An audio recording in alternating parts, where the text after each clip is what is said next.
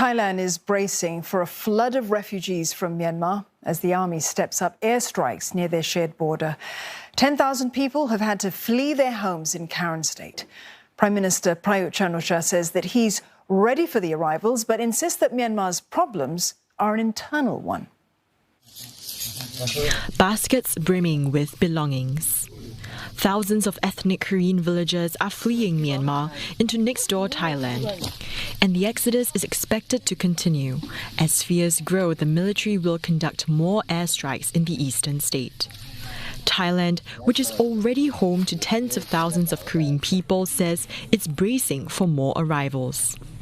คาดการณ์ตัวเลขผู้อพยพไว้ที่เท่าไหร่ก็เราก็เตรียมพื้นที่ไว้สำหรับว่าเมื่อเข้ามาแล้วจะอยู่ตรงไหนก่อนใช่ไหมจะมากน้อยก็ว่าอีกทีนะครับอย่าพูดไปถึงเรื่องของจัดที่พักพิงผู้อพยพศูนย์อพยพยังไม่พูดถึงตรงนั้นนะแบบนี้เป็นเรื่องของฝ่ายปกครองเขาเตรียมให้อยู่แล้ว The fighting flared after a local ethnic army overran an army outpost in the eastern state.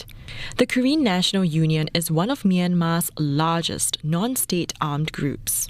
And activists are increasingly calling on ethnic armies like them to back their cause. More funerals are being held as Myanmar mourns more than 110 people killed over the weekend. It's the highest death toll since the coup began almost 2 months ago. It's terrible. It's absolutely outrageous. And based on the reporting I've gotten, an awful lot of people have been killed totally unnecessarily. The UN Security Council is expected to hold close consultations on the escalating situation. The body has condemned the violence, but has not yet considered imposing sanctions against the country. Leong Waikit joins us live. Waikit, ousted lawmakers are planning to reveal details of a new government this week. What can we expect them to say?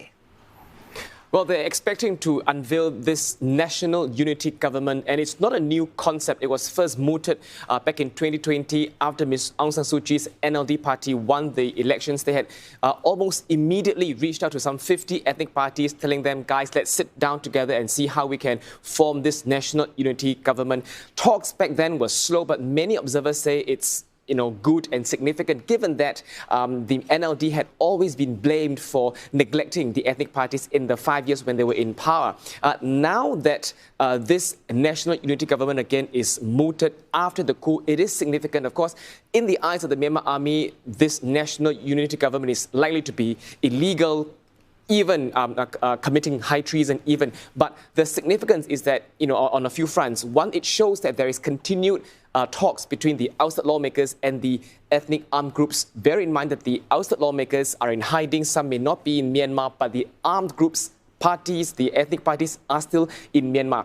And two, this suggests some form of structure, some form of coordination between the lawmakers as well as the armed groups. And most importantly, the ethnic armed groups are now playing a more significant role in the coup, if you will, because not only are they protecting their own ethnic locals, they're also opening their doors to anybody who wants to or needs to run away from the Myanmar army. And in some cases, some armed groups even go as far as to attack security forces in some parts of Myanmar.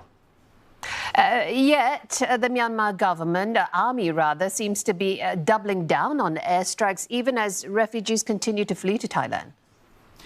Yeah, that's right. The latest figure, we've been reporting the figure as about 3,000, but someone on Twitter, a local journalist, had updated that figure saying that some 10,000 of these Kenyan refugees have gone over to Thailand's side. Now, this is not directly related to the anti-coup protest per se.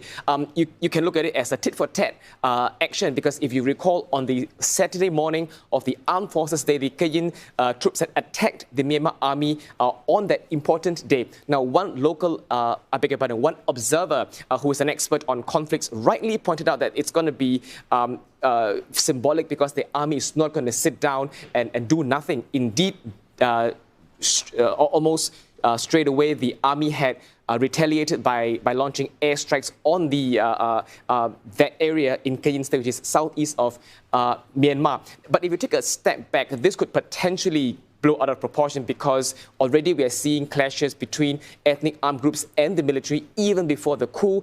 The coup right now could potentially make things worse. We could potentially see a case of Myanmar army versus protesters, Myanmar army versus armed groups.